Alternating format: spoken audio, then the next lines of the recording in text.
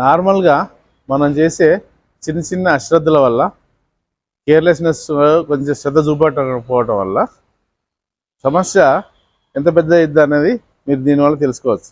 ఇప్పుడు చిన్న హోల్ అనుకుని మనం ఇప్పడం జరిగింది, కానీ ఓపెన్ చేసిన తర్వాత ఇది చూడండి, హోల్ ఎంత డ్యామేజ్ ఉందో. ఇక్కడ అయింది, ప్లస్ ఇక్కడ అయింది, ప్లస్ ఈ లోపల కూడా మొత్తం డ్యామేజ్ అయింది. సో ఇది మొత్తం కంప్లీట్ చేయాలంటే వెల్డింగ్ చేసిన తర్వాత జాబ్ కంప్లీట్ అయింది. కానీ వీడియో కొద్దిగా లెంత్ కావటం వల్ల నేను ఈ వీడియోని ఇంతవరకే స్టాప్ చేస్తున్నాను.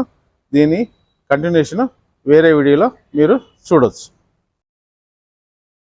డియర్ ఫ్రెండ్స్, ఈ విధంగా ఇంతకుముందు వీడియోకి ఇది కంటిన్యూషన్గా వస్తుంది.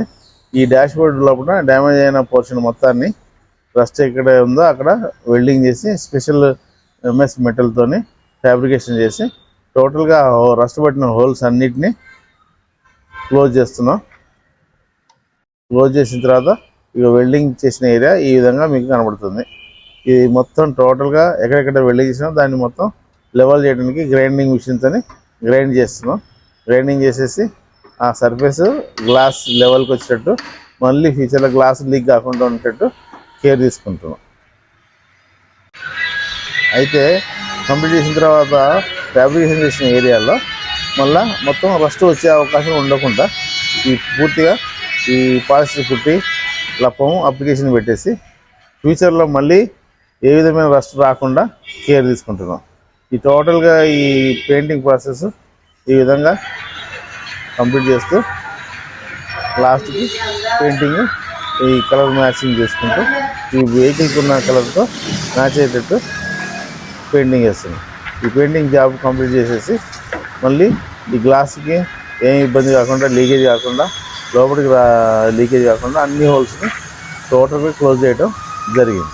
ఈ విధంగా మొత్తం పూర్తిగా పెయింటింగ్ కంప్లీట్ చేసిన తర్వాత ఫిట్టింగ్స్ అన్నీ ఫిట్ చేస్తున్నాయి. Dash board, AC unit, cluster unit, steering assembly, fuse box, wiring ఇవన్నీ యథాతథంగా వాటి ప్లేస్లో ఫిట్ చేసుకుంటూ వస్తున్నాం. ఈ టోటల్గా సీట్స్, కార్పెట్ అన్నీ ఫిక్స్ చేసేస్తాం. ఫిట్ చేసిన తర్వాత ఈ విధంగా మీకు వెహికల్ కనబడుతుంది.